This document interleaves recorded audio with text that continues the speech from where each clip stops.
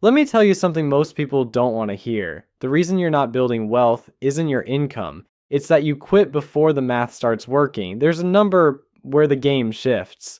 $100,000 invested, not earned, not sitting in, checking, invested. That's the point where the snowball stops feeling heavy and starts rolling on its own. Today I'm going to show you the math behind that number, why almost nobody reaches it, and why once you do, everything accelerates. We don't start with spreadsheets, we start with behavior. James Clear said it best. You do not rise to the level of your goals. You fall to the level of your systems. That's money in one sentence. You don't become wealthy because you want to. You become wealthy because your system forces good decisions automatically. Budget with intent. Kill bad debt. Invest consistently. This isn't exciting. That's why it works. If you can't invest $200 a month consistently, you won't suddenly become disciplined at $2,000 a month. The system creates the outcome. And most people don't have a system. They have good intentions. Let me make this practical. Person A invests when there's extra money at the end of the month. Person B automates $500 on the first day of every month. 5 years later, person B doesn't feel smarter. They just look disciplined. Automation removes negotiation. You don't debate your gym membership every morning. You shouldn't debate your investment every month. Motivation fades, systems stay, good intentions don't build portfolios, repetition does. Here's what this actually looks like. You set up automatic transfers, paycheck hits Friday. By Saturday morning, your investment account already took its share. You never touched it. You never saw it. You can't miss what you never held. Compare that to waiting until the 28th of the month, checking your balance and deciding if you can afford to invest. That's not a system. That's a daily negotiation with yourself. And you'll lose that negotiation every time something more urgent appears. And without a system, compounding never even gets a chance to prove itself. Compound interest is boring at first. That's the trap. You invest $10,000 at 8%. You make $800 in a year. Nobody throws a party for that. Year 2, you earn interest on $10,800. Still unimpressive. This is where people stop. They chase faster returns. But compounding isn't designed to impress you early. It's designed to reward you later. The curve is flat, then it bends. And if you quit before the bend, you never experience acceleration. Here's the psychological mistake. People expect visible progress too early. It's like going to the gym for 3 weeks and quitting because you don't see abs yet. If compounding looked dramatic in year 1, everyone would be rich. It looks boring. And that's your advantage because most people won't stay consistent long enough to see the curve turn upward. The real issue is emotional, not mathematical. You watch your account grow by $67 one month. Then the market drops and you're down $143. You start questioning everything. You wonder if investing even works. Meanwhile, someone who started 10 years before you just earned $4,200 in that same down month because their base is larger, same percentage, different scale. This is why people quit. They're comparing their year 2 to someone else's year 12. They see other people's snowballs rolling downhill and think they're doing something wrong. They're not, they're just earlier in the timeline. The curve doesn't care about your impatience. It rewards those who stay put. Patience in investing rarely feels heroic. It feels ordinary, and that's why almost nobody sustains it. The first milestone is $1,000 invested, and that already puts you ahead of millions. Federal Reserve data shows that over half of Americans would struggle to cover a $1,000 emergency expense. That means crossing that first $1,000 isn't small, it's structural. It proves you can delay consumption. Then comes $10,000 invested. Now it feels real.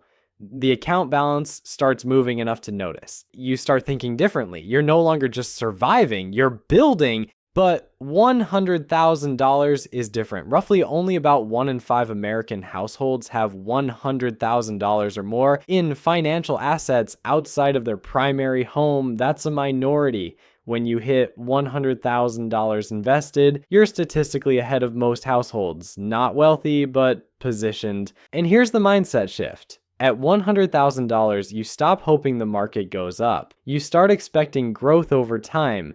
The number isn't magical, the scale is. This is where your identity changes. You're no longer someone trying to invest. You're an investor. That distinction matters. It changes how you see purchases. A $3,000 vacation isn't just $3,000 anymore. It's what that money could become in 10 years. You're not cheap. You're just thinking in decades instead of weekends. But mindset isn't enough.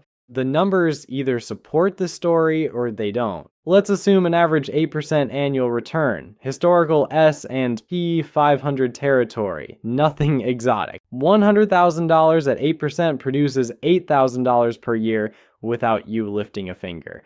That's already more than many Americans save annually. Your money is now contributing meaningfully. Let that sink in for a second. Now let's add consistency. Imagine you invest $500 a month starting at zero, earning 8%. It takes roughly 11 to 12 years to cross $100,000. That feels long, but once you're there, the next $100,000 takes less time because now growth plus contributions are working together.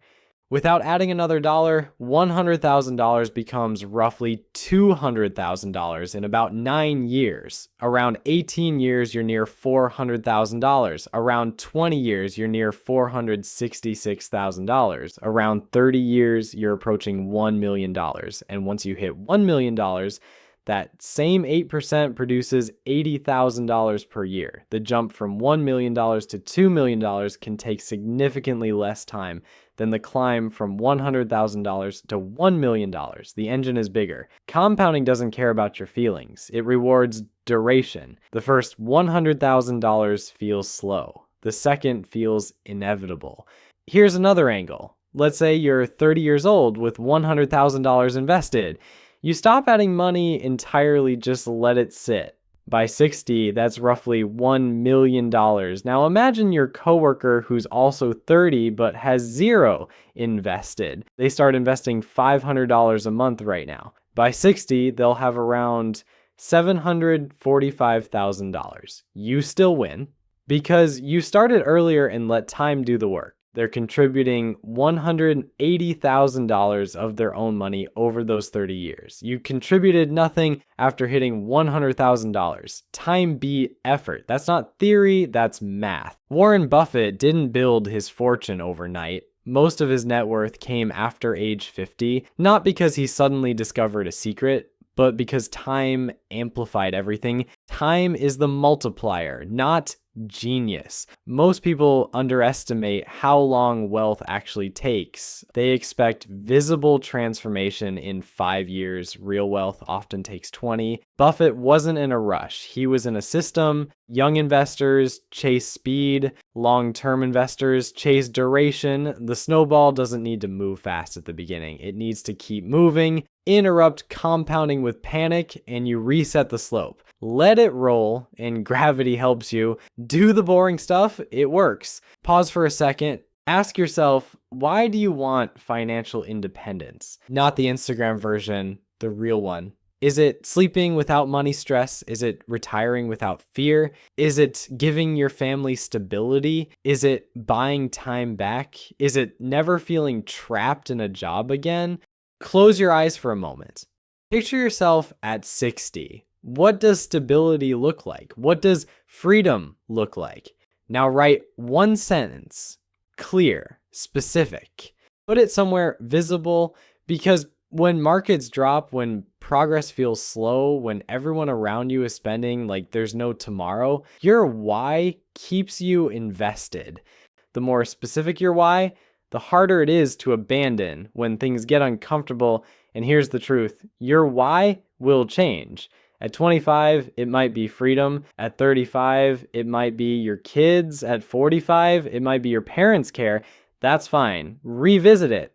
update it, but never invest without one, because wealth without purpose is just a number that someone else will spend after you're gone. Hitting $100,000 isn't about earning more. It's about getting your money invested and keeping it there long enough for compounding to take over. In the next video, I break down the 5 habits that were quietly killing my momentum and the small shifts that helped me reach escape velocity. Compounding only works when your behavior stops working against you. Watch the next video. Money, no fluff.